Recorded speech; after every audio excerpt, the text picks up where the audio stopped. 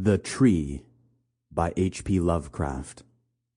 Read by Adriel Brandt.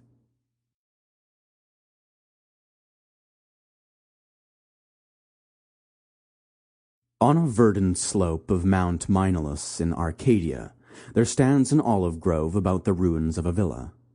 Close by is a tomb, once beautiful with the sublimest sculptures, but now fallen into as great decay as the house. At one end of that tomb, its curious roots displacing the time-stained blocks of Pentelic marble, grows an unnaturally large olive tree of oddly repellent shape, so like to some grotesque man or death-distorted body of a man that the country folk fear to pass it at night when the moon shines faintly through the crooked boughs. Mount Monstrous is a chosen haunt of dreaded Pan, whose queer companions are many, and simple swains believe that the tree must have some hideous kinship to these weird Paniski. But an old beekeeper who lives in the neighboring cottage told me a different story. Many years ago, when the hillside villa was new and resplendent, there dwelt within it the two sculptors, Kalos and Musides. From Lydia to Neapolis the beauty of their work was praised, and none dared say that the one excelled the other in skill.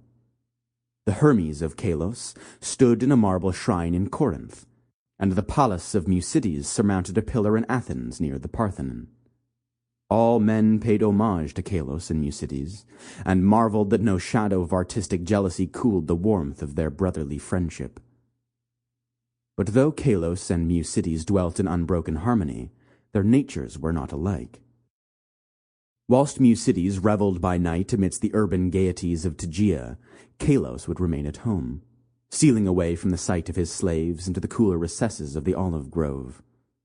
There he would meditate upon the visions that filled his mind, and there devise the forms of beauty which later became immortal in breathing marble.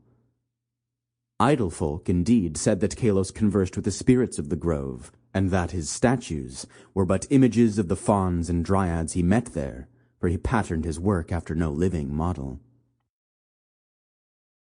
So famous were Kalos and Musides that none wondered when the tyrant of Syracuse sent to them deputies to speak of the costly statue of Tyche, which he had planned for his city.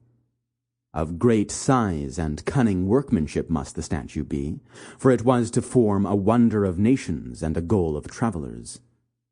Exalted beyond thought would be he whose work should gain acceptance, and for this honor Kalos and Musides were invited to compete. Sample complete. Ready to continue?